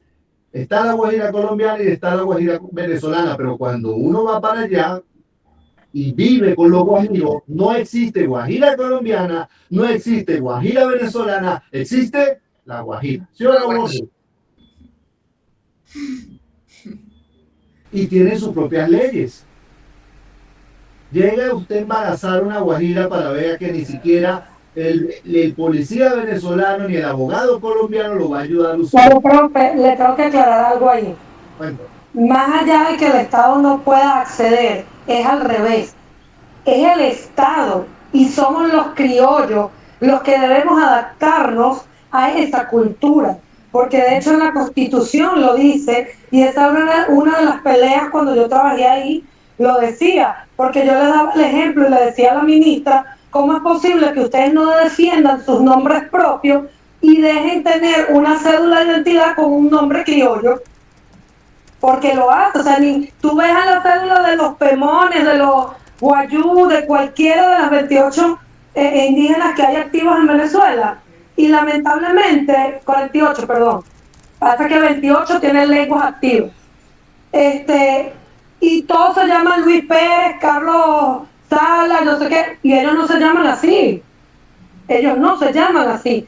Y eso es algo que el gobierno y el Estado les debe a los indígenas venezolanos. Pasa que eso es un tema que lamentablemente quisieron reivindicar una cosa, pero reivindicaron fue la parte que le convino al Estado, no la parte que verdaderamente le conviene a la población indígena. Por eso te decía, la discusión del territorio del Amazonas, ¿por qué no se ha hecho una demarcación? Porque tendría que entregarse el territorio completo a los Yanomami, porque los Yanomami son, de todos los indígenas venezolanos, tienen el 99% son nómadas. La parte que se transculturizó de ellos no llega a más de 40 Yanomami. De resto, todos los demás viven en su parte nómada. Son mucho más nómadas que los mismos guaraos. y de hecho, si tú viviste con ellos, te diste cuenta que ellos no se identifican como venezolanos. No, y más allá de eso, es que ni siquiera sabemos el censo real de cuántos Yanomami existen. Porque para entrar al territorio Yanomami es mucho más complicado que para entrar al guarao.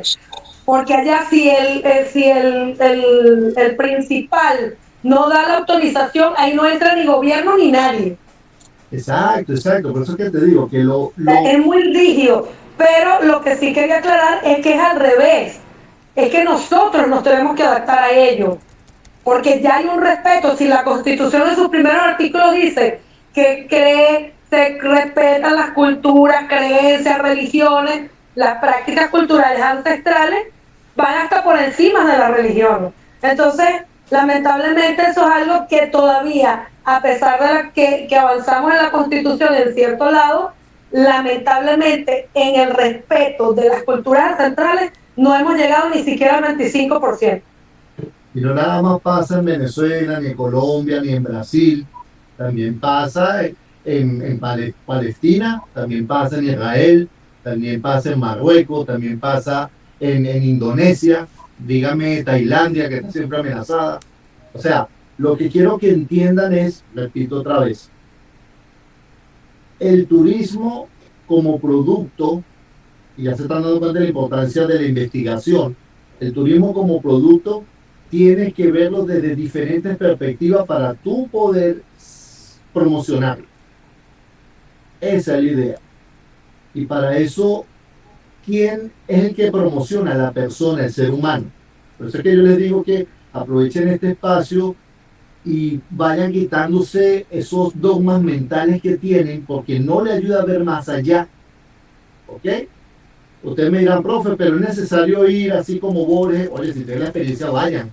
Pero si no tienen la experiencia, tienen una mente, tienen una hermenéutica, tienen una fenomenología, aprendan a hacer eso para que no repitan lo mismo de los demás y vean la realidad, no vean la verdad. Cuando ustedes se den cuenta que la verdad es una mentira con lógica, se van a dar cuenta que es preferible la realidad que la verdad de una persona. ¿Entiendes? Acuérdense de eso, si quieren anótenlo, que eso me ha ayudado muchísimo. La verdad es una mentira con lógica. Doctor Manuel se disculpó que se tuvo que retirar por trabajo. Bueno, a mí no me parece porque estamos en clase. Y así como yo respeto y llego a la hora a ustedes también tienen que respetar mi clase. Lo que pasa es que es bastante complicado. De hecho, yo quería tocar el tema después, al finalizar, con el resto de los compañeros. Entiéndeme algo, Borges, entiéndeme algo. Ustedes tomaron la decisión de hacer una maestría, ¿cierto? Y hay personas aquí que tomaron la decisión de hacer una maestría y hacer un doctorado. Y hay personas aquí que trabajan. ¿Ok? Esas son decisiones personales. No, yo lo entiendo, pero que yo quería de hecho hablar con los compañeros porque para mí también es complicado los sábados, porque yo tengo un negocio de comida y yo voy viernes y sábado. Y Claro, aquí ya yo me estoy limitando. Entonces, la segunda clase creo que cuadramos los horarios y todos estuvimos de acuerdo. Hicimos una votación y se hizo la votación y por eso queda a esta hora. Y yo me acomodé y ustedes se acomodaron, teniendo horarios distintos. Inclusive me acuerdo que yo le dije, leanle a Sócrates, que yo estoy muy de acuerdo con Sócrates porque para mí la democracia... Lo que pasa es que fue democrático, pero yo no estaba de acuerdo con el sábado, porque yo prefiero un domingo claro, a las 8 de la noche porque yo, coño, sábado y domingo es más familiar, ¿sabes? Lo acabas de decir, fue una democracia. Tú no me puedes dar argumentaciones emocionales porque no te la voy a aceptar, porque todos aquí tenemos familia y todos aquí modificamos. Y el problema de la democracia es que la minoría es escuchada, pero tienen que aceptarlo de la mayoría. Y se votó así, yo no puedo cambiar eso. ¿Me entiendes? Entonces a mí, si le digo la verdad, yo propuse el domingo porque a mí también me perjudicaba el sábado. Y yo como docente, como profesor, democrático, no autocrático ni dictatorial, yo tuve que acomodar todo para estar con ustedes a las 8. Mira como yo llego directo de la universidad corriendo. Y te lo estoy diciendo porque me está dando argumentaciones emocionales que no las acepto de verdad. Entonces, vamos a ser adultos, tomamos decisiones y vamos a seguir la clase, por favor. Guillermo, cuéntame. Ajá, bueno, yo tenía la mano levantada desde antes de que nos invitara a participar. Entonces, ¿qué puedo observar? En los tres casos vemos que cubren nichos muy específicos, como bien lo señaló Rosmary. Se dan el lujo de escoger a sus visitantes, ¿verdad? ¿Sí? Entonces, esto es algo que creo que lo plasmamos en el ensayo que le acabamos de entregar, es que debemos de buscar al turista que nos merecemos. Es algo que creo que es un pilar en la sustentabilidad, traer al visitante correcto. Bueno, volviendo a la polémica de lo del Estado, el gobierno, creo que para empezar veo muchas distorsiones culturales. No sé por qué en Venezuela, no sé si en Colombia está mal entendido el sistema de castas. Le dicen criollo a lo mestizo. Ya desde ahí hay una confusión. Criollo es el hijo de españoles que nació aquí. La mezcla se llama mestizo. Ya desde ahí, cuando tú le dices criollo a algo mestizo, estás distorsionando un contexto histórico y cultural de una manera tremendamente atroz. Pero disculpa que te interrumpa, lo dije porque ellos nos llaman así. No, Así en general ellos. el venezolano mestizo se autoidentifica como criollo. Es algo que vas a ver incluso, no sé, plasmado en leyes. Pero ya desde ahí tenemos una distorsión. Yo estudié hace 30 años el bachillerato, donde recibí mis bases de cultura general, pero a mí me enseñaron que el Estado tiene 3 componentes: territorio, población y gobierno. Que venimos de estados presidencialistas, donde confundimos Estado con gobierno, ya es otra cosa muy distinta.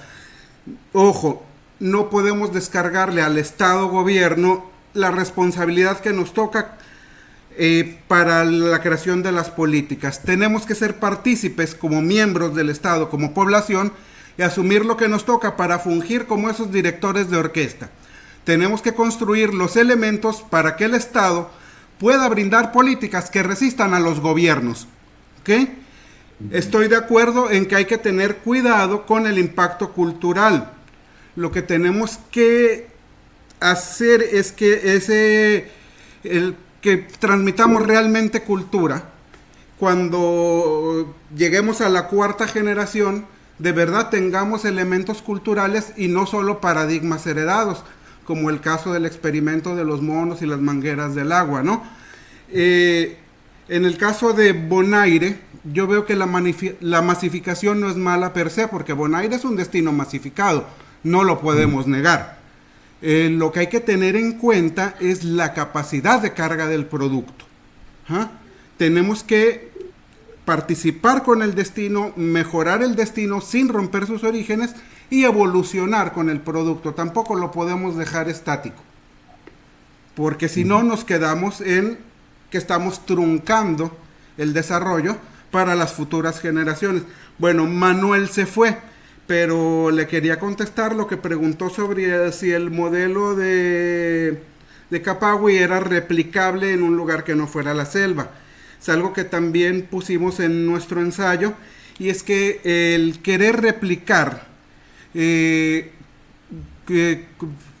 soluciones de otro lado, tal cual, hacer copias al carbón, es caer en el tecnocratismo, es caer en soluciones tecnócratas que no se adaptan. Caso, no sé, aquí en mi país era muy normal el político que era una joven lumbrera, se ganó una beca en Harvard, se ganó una beca en Escandinavia y llegaba a querer implementar los modelos de allá sin adaptarlos, pues resultaba en caos, ¿verdad? Vería querer implantar un modelo de Escandinavia en el fondo de Bikini, pues no se puede. Pero lo que yo encuentro que coincide en los 3 destinos, independientemente si es naturaleza, si es cultural, si se masificó o si es totalmente cerrado, aparte de los altos precios en los 3 destinos, el elemento que yo encuentro en común es la autenticidad. En los 3 estamos hablando de autenticidad. La pregunta que yo les dejo a ustedes es: ¿causa o es efecto de la sostenibilidad? ¿Quién quiere responder? Bueno, yo diría que ambas. Ambas. ¿Por qué? ¿Por qué? Porque la autenticidad va amarrada, ¿ok? Y no se puede dejar a un lado. Y ella siempre va a permanecer en el tiempo. Entonces ambas son viables.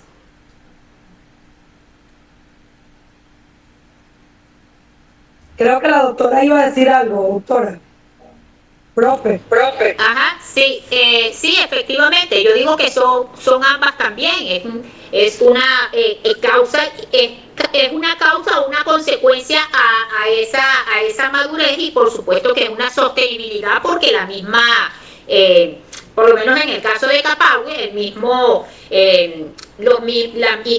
la misma persona de Achuar, pues ellos, por supuesto que rompieron esa línea de declive, y ellos se mantienen, pues, y a pesar de que en Capahue es una zona remota, pues yo creo que ellos sí controlan, pues, el turismo, primero por lo lejos que es, segundo lo costoso también que es visitar para allá esa zona turística. Entonces creo que se mantiene, y a ellos no les conviene tampoco, pues, ese turismo masivo, ese fuerte número de turistas, porque ellos lo que hacen es conservar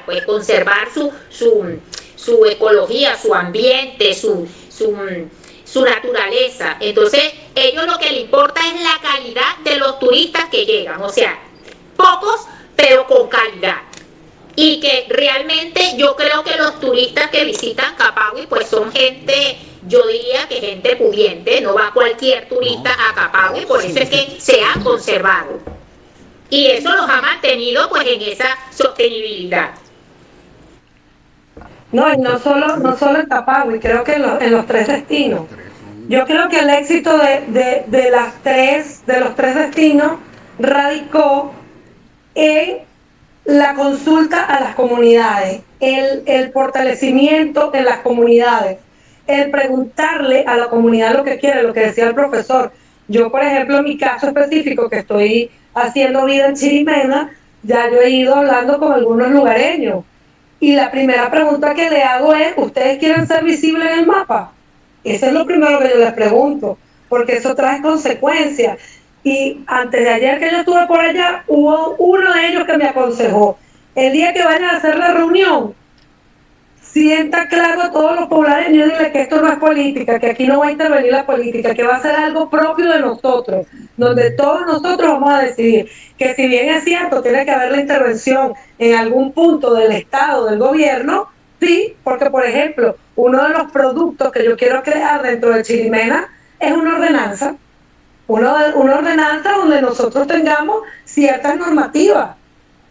Y eso es un proyecto que, a juro, yo tengo que tener a un político que me va a hacer la promoción de la ordenanza en el Consejo Municipal.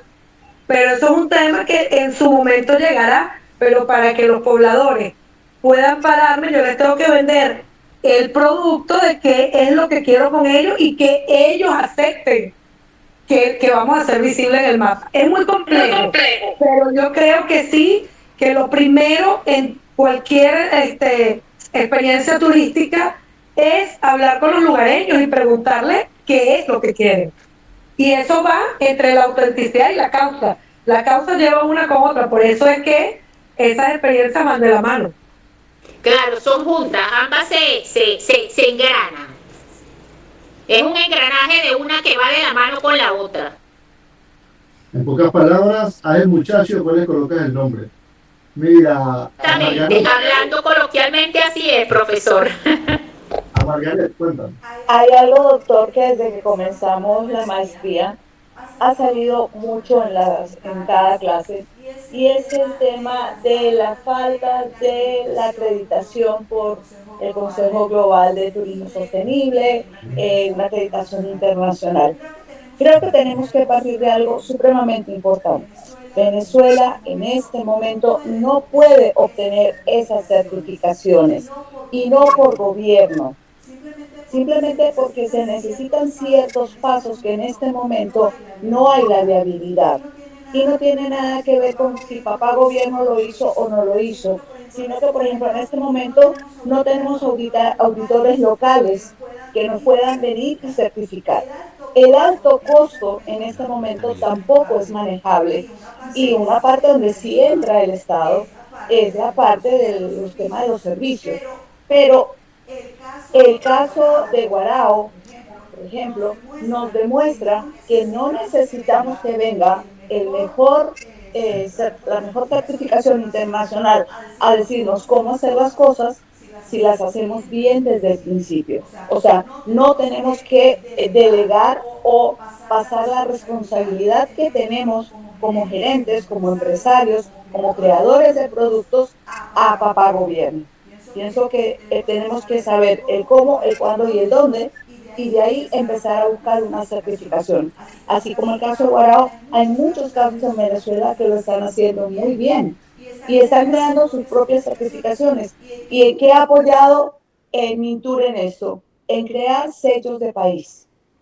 Entonces, para poder correr, primero vamos a tener que gatear, de ahí empezarán nuestros primeros pininos y ya llegará, yo estoy seguro que va a llegar el día en que Venezuela va a tener las certificaciones que queramos.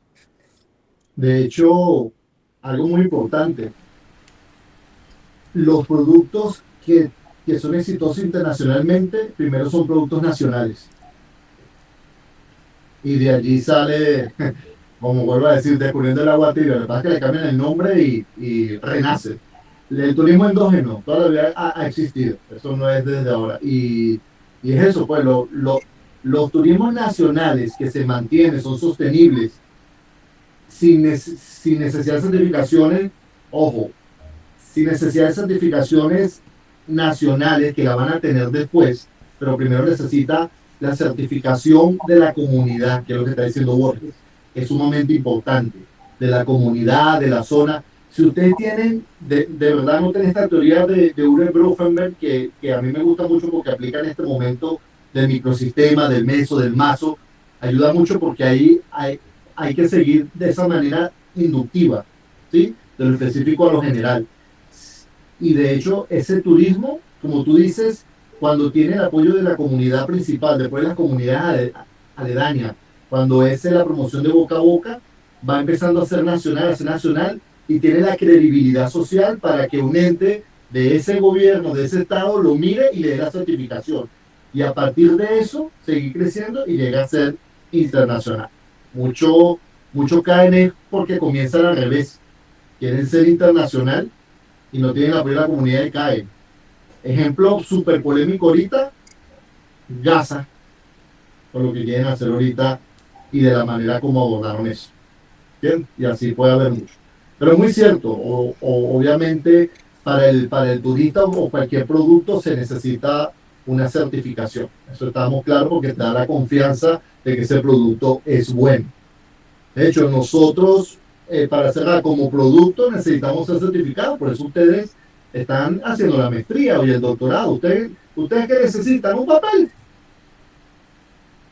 Eso es lo que necesitan ustedes para que le crean lo que ustedes dicen ahorita. Ni siquiera el cargo, ni siquiera la experiencia, un papel. Por eso Guillermo está haciendo su maestría, por eso es que cada uno está haciendo su maestría y su doctorado, porque no es lo mismo hablar o dar una idea sin un papel que te certifique que con un papel que te certifique. Claro, pero para poder llegar a estar sentados en esta clase magistral, tuvimos que tener un título. Y es justamente ese proceso que es el que necesitamos llevar para poder llegar a. Exacto. Y después viene lo otro, que es la credibilidad social. Cuando usted tiene el título y va a hablar, dependiendo de la universidad que saque ese título, le va a dar una primera impresión, pero poco hasta que usted hable. Ahora usted le tiene que dar la certificación del título. Hay muchos doctores, sí hay muchos doctores, pero cuando habla usted se da cuenta que es de calidad o no es de calidad. Hay muchos magísteres, sí hay muchos magísteres.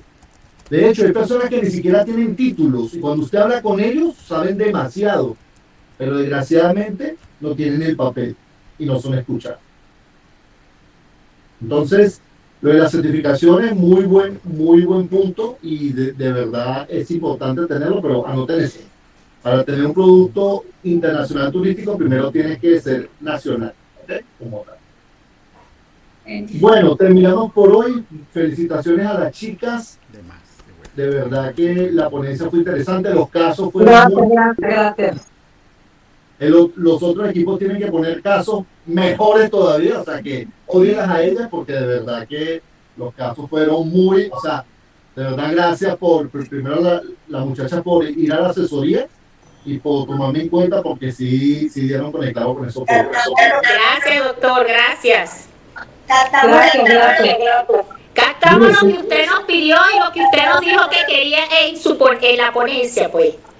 Mire, se me queda Margaret, por favor. Qué pena. ¿Puedo hacer una acotación? Disculpe, antes de que se salgan. Quería preguntarle y preguntarles a todos, con respecto a lo que pasó ahorita, si usted, obviamente, primeramente usted, pudiera los domingos, ¿es posible hacer una doble votación? Si lo considera buena idea. Mira, según mi experiencia, cuando uno da una ley, una norma y se rompe, ya no es ley mismo. Según mi experiencia. Te lo digo como profesor, te lo digo como funcionario, te lo digo como papá. Cuando usted coloca una ley y la quita después de un cierto tiempo y la vuelve a cambiar, ya esa ley va a ser violada más adelante. Yo entiendo la situación, se hizo la votación, se llegó al acuerdo y bueno, repito, desgraciadamente la minoría, y me incluyo porque a mí me perjudicó, o porque usted cree la idea que puse el domingo fui yo, porque el pago se me hacía imposible, pero bueno, se hace la votación, inclusive uno como profesor, que uno no debería hacerlo, tiene el poder de... Y yo conozco colegas que lo hacen, que a mí no me parece, pero bueno, cada quien mata la gallina como se la quiera comer. Pero bueno, se hizo la cuestión, hice diferentes propuestas, pero no, nos quedamos allí porque hay que respetar. Bueno, así que bueno, gracias sacrificio. Ajá, Margaret, te me queda, Maribel, te me queda, por favor. Y bueno, no, los demás. No, yo voy con Ann Margaret. No, Margaret sola. Debe estar que usted no es gemelo de ella. ¿Y qué?